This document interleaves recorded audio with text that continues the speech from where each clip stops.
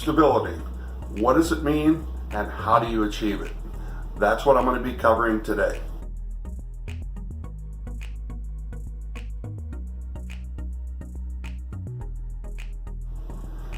So again, you can see why the stability part is going to be an integral part of the training pyramid. The core is the foundation, it's the base. Basically, the stability then becomes the framework. It becomes what's going to hold everything together. Now, to understand this a little bit more, these are the small muscles inside the joints that are going to help stabilize and support the body and keep it from having injuries down the road, especially the shoulders and the hips. Now, you're also going to get a lot of stability through the spine. Again, that comes from the core, but more importantly, we want to try to get everything working together now so that it's not just the core, it's the core and going out, again, the base and foundation, and then leading up to the framework. Now, the best way to do that is to find exercises that are going to challenge your balance and support. So if you're doing something where you're having to hold a joint in a stable position, but yet there's some slight movement going on, that's a great stability exercise. For example, the planks.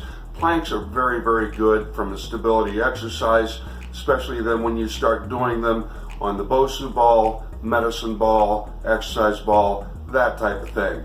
So not only the abdominal plank, but the side planks as well are very, very critical.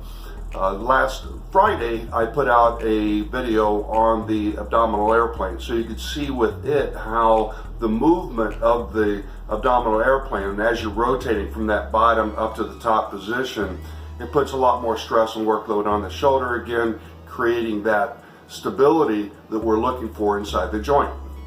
A great way to work the hips would be doing a single leg RDL.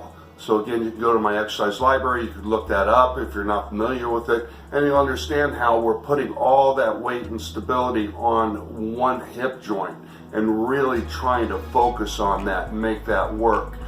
When we start looking at ankle stability, working with the Bosu ball, working with the inflatable disc, working on the foam pads, that type of thing is going to really work at developing those small stabilizing muscles inside the ankle joint itself.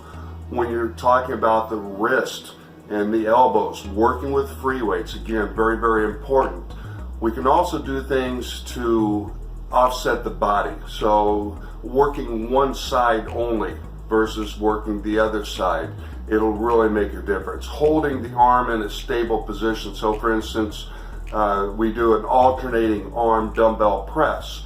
So we would keep one arm fully extended holding the weight while we're moving through the movement with the other arm, and then we alternate to the other side. Again, you can view this in the exercise library. So these are the types of things you really want to try to do to challenge that joint stability and strengthen those muscles inside the joints.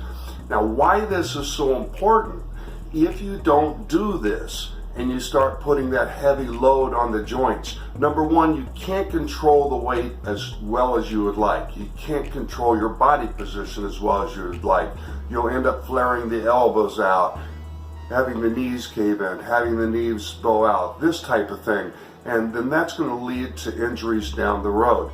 When those joints are strong and stable, they can stabilize the body, they can hold you in a good solid position, and now you're ready to put that workload on. Again, look at it like the framework of the house. We don't just start throwing on the roof and the shingles and all the windows and doors and things like that. You've got to get that framework set up. That framework has got to be set on the foundation.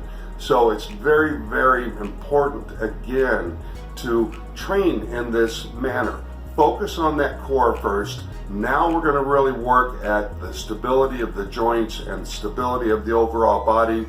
And then next month we're going to lead into the strength and endurance segment.